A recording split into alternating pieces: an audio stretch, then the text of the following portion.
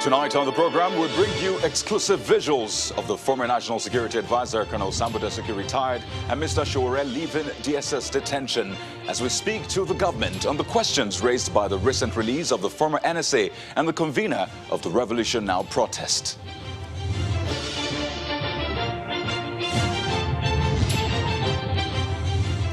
And will the aggrieved members of the ruling All Progressives Congress sheathe their swords, perhaps in the spirit of the season? Well, a reconciliation committee has been announced, but even that committee has been the subject of controversy. So is peace in sight for the warring factions of the APC? Well, that's a big question tonight.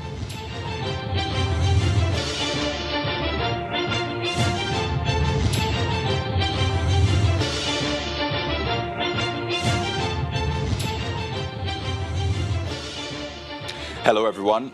Merry Christmas to you. You're welcome to the program. This is Politics Today, live on Channels Television. I am Kayode Okikelu. So, Mr. Omoyele Sowore and Colonel Dasuki, retired, have been released. But that's not the story tonight. Mr. Sowore had been in DSS custody for 141 days and Colonel Dasuki for 1,484 days in spite of court orders ordering their release on bail. But that's also not quite the story tonight.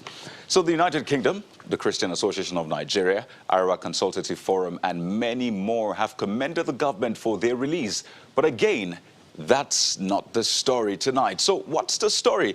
Well, let's begin by showing you the moments leading up to the eventual release of the two men. Now, this is exclusive to Channels Television. Watch this.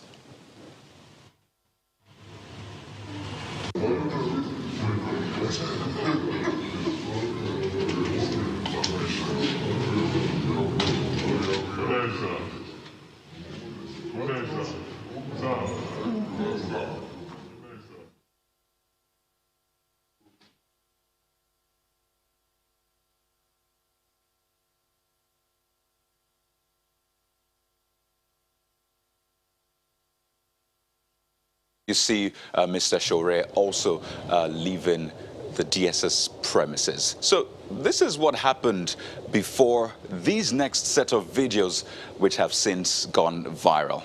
Watch this.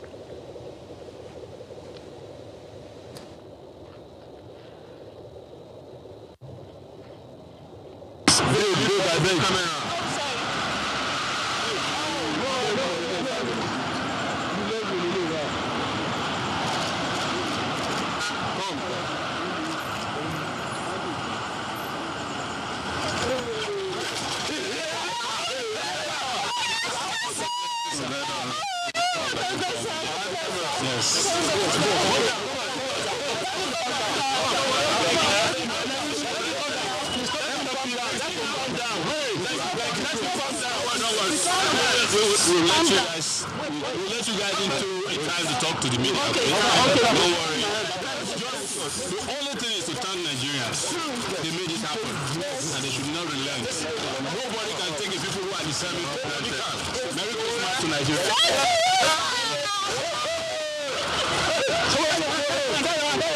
Revolution now. Nice. And now that we have joined the dots for you, let's hear the government's side of the story. And this is majorly in response to the questions that have been raised, such as, why did it take this long? I mean, what spurred this decision by the government? What happened to others who are still in detention? And many more questions. The Senior Special Assistant to the President on Media and Publicity, Mr. Garba Shehu, joins us tonight on the program via Skype from Abuja. Good evening. Thank you for joining us this Christmas. Thank you, and Merry Christmas to you and your viewers. Definitely, we wish you the same.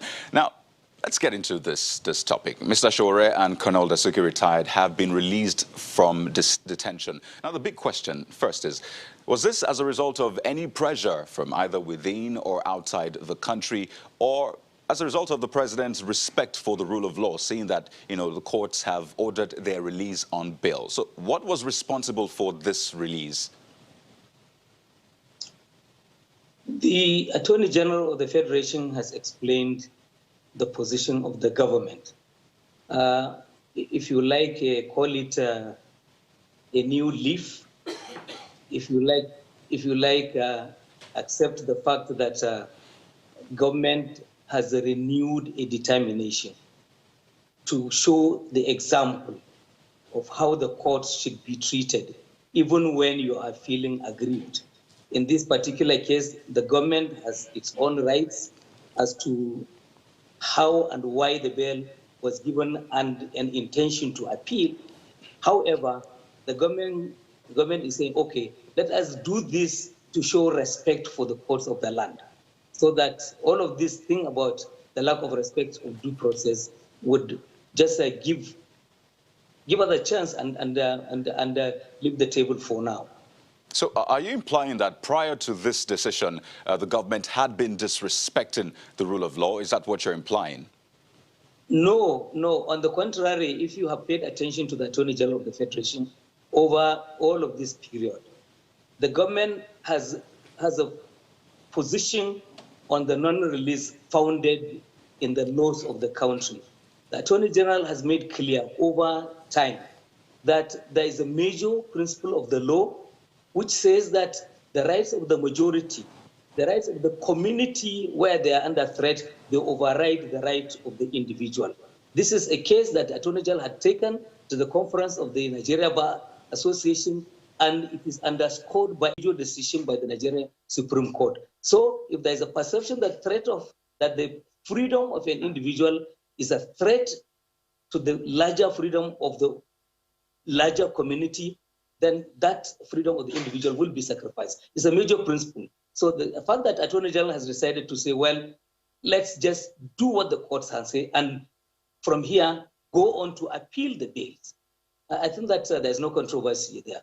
Right, because the question for a lot of people is that why did it take this long, to obey those orders? Because, I mean, if they can be released yesterday, could be released yesterday, they could have been released much earlier. So why did it take this long? That's the question a lot of people are asking.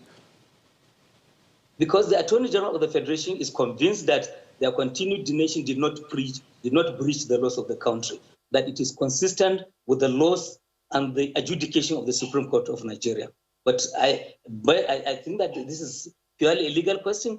Get your time, find the Attorney General, let him throw more light on this. Our understanding is that he believes that this decision to keep them there was strongly founded in the law, and so therefore it is not something that is extrajudicial. Right. Mr. Garbashew, you have consistently, spoken in support of the government regarding Mr. Sowore's detention and Colonel Dasuki's detention as well. So, on a personal note, are you disappointed they were let go? No, absolutely no. I have no reason to feel disappointed, because my job is, if the government takes a position, I will stand with that position. The government has decided that this is the new position, and we will defend it all the way.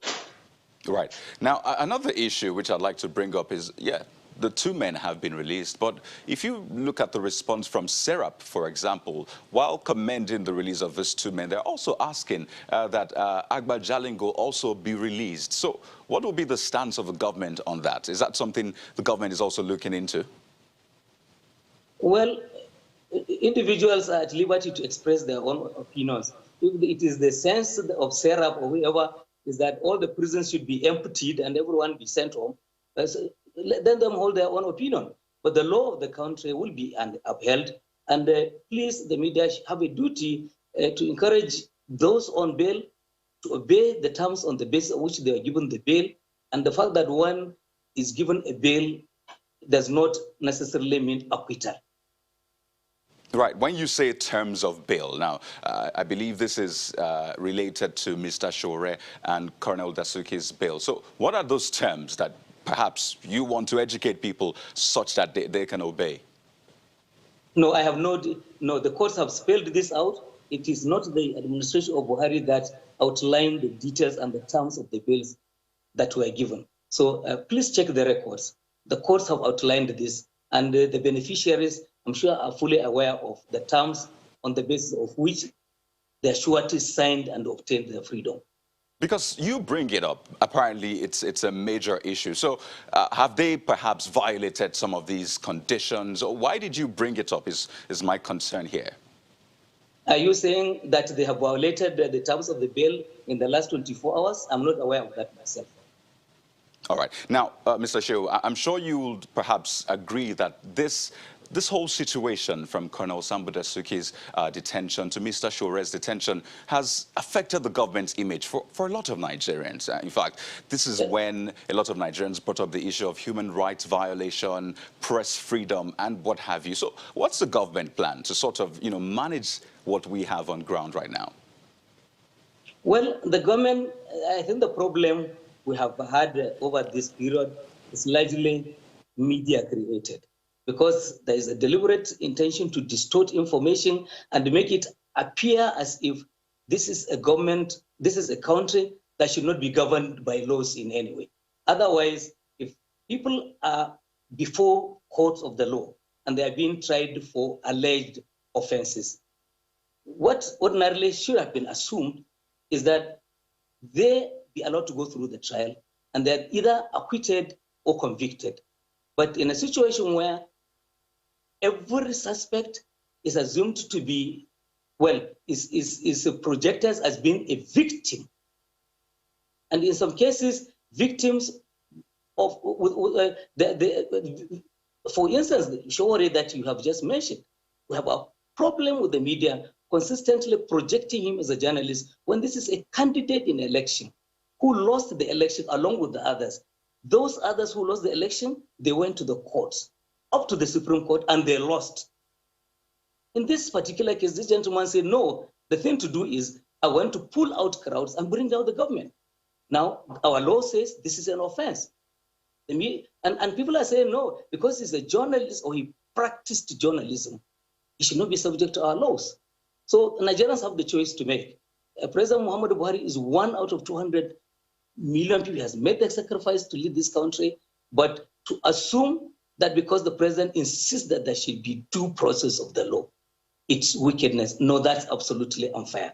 Mr. Shehu, I think the concern for a lot of people perhaps is not his position. It's the fact that there were court orders that ordered he be released on bail. I think that's the major issue people were concerned with. Yeah, but I told you a little earlier that the Attorney General of the Federation, who is the custodian, who is the chief law officer, as far as the government is concerned, has a sufficient foundation in law. He has convinced everyone, the government inclusive, that there is a basis for their continued detention, because the individual right must not undermine collective right.